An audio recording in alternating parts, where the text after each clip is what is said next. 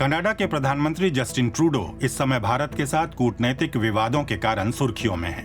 वैसे वे इस समय अपने कार्यकाल में पहली बार राजनीतिक अस्तित्व बचाने की लड़ाई लड़ रहे हैं। भारतीय प्रधानमंत्री नरेंद्र मोदी के सत्ता में आने के एक साल बाद 2015 में जब जस्टिन ट्रूडो पूर्ण बहुमत से चुनाव जीतकर सत्ता में आए तो उन्हें लिबरल राजनीति का नया चेहरा बताया गया था। अमेरिका में उस समय हिलरी क्लिंटन और डोनाल्ड ट्रंप चुनाव लड़ रहे थे और वहां सवाल पूछा जा रहा था कि ऐसे चेहरे अमेरिका में क्यों नहीं हैं। अब 9 साल बाद हालात बदल चुके हैं और जस्टिन ट्रूडो न सिर्फ अपनी लिबरल पार्टी के लिए बल्कि अपने देश के लिए भी बोझ बन गए लगते हैं। उन पर चौतरफा हमला हो रहा है और वे भी अपनी कुर्सी बचाने के लिए चौतरफा हमले कर रहे हैं। जस्टिन ट्रूडो हफ्तों से परेशान हैं।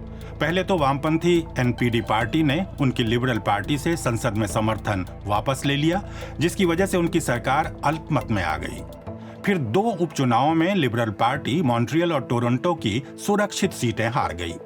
ट्रूडो को संसद में 2 बार अविश्वास प्रस्ताव का सामना करना पड़ा, जिसे वे किसी तरह क्यूबेक की अलगाववादी पार्टी ब्लॉक क्यूबेका की मदद से बचा पाए। कभी देश के हीरो रहे प्रधानमंत्री की लोकप्रियता लगातार नीचे की ओर जा रही है। लोग बढ़ती महंगाई, घरों में कमी और बिगड़ती स्वास्थ्य सेवा के कारण ट्रूडो से नाराज हैं। और तो और अब उनकी अपनी पार्टी के नेता भी मानने लगे हैं कि उनके नेतृत्व में चुनाव जीतना कठिन होगा और वे विद्रोह पर उतर आए हैं। पार्टी के बैक बेंचरों को डर है कि यही हाल रहा तो वो वापस संसद में नहीं पहुंच पाएंगे और हालात सुधरते नहीं दिख रहे।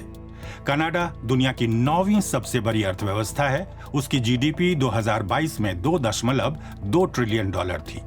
आंकड़ों के हिसाब से 2023 में अर्थव्यवस्था 1.1% की दर से बढ़ी, जबकि 2024 में विकास दर 0.5% से नीचे है।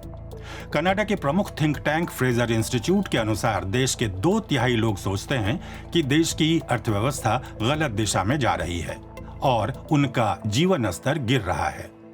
कामयाबी के आदी रहे ट्रूडो परेशान हैं। अपने नेतृत्व का बचाव करने के लिए वे दूसरों पर हमले कर रहे हैं। ट्रूडो की सरकार आर्थिक समस्याओं की जड़ विदेशियों के कनाडा आने में देख रही है और माइग्रेशन कानूनों में सख्ती ला रही है।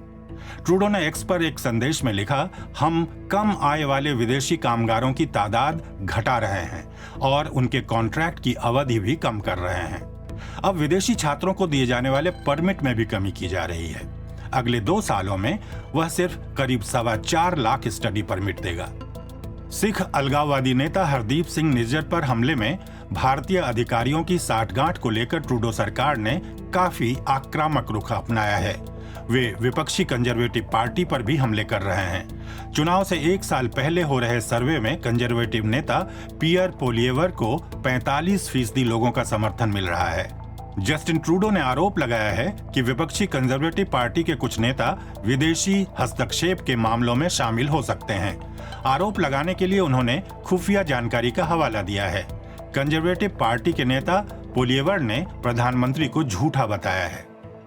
भारत के साथ विवाद में कनाडा ने अमेरिका को भी फांस लिया है। ट्रूडो के आरोपों को अमेरिका से मिली खुफिया जानकारी का सहारा मिला था। अमेरिका इस समय भारत और कनाडा के बीच संतुलन बनाए रखने की कोशिश कर रहा है। उधर नाटो में भी कनाडा पर अपना रक्षा बजट 2% करने का दबाव है। अमेरिका में अगर डोनाल्ड ट्रंप जीतते हैं तो ट्रूडो पर दबाव और बढ़ जाएगा, लेकिन अंतिम फैसला ट्रूडो की पार्टी लिबरल पार्टी के सांसद करेंगे। कम से कम 30 सांसदों ने उनके इस्तीफे की मांग की है।